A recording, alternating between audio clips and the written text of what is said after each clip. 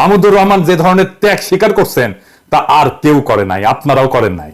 উনি জেলে পড়ছেন বছরের পর বছর, উনার পত্রিকা বন্ধ করে দেওয়া হয়েছে, উনাকে আদালতের বারান্দায় রক্তাক্ত করা হয়েছে, উনাকে দেশ ছাড়তে বাধ্য করা হয়েছে। উনি দেশে ফিরছিলেন কেন?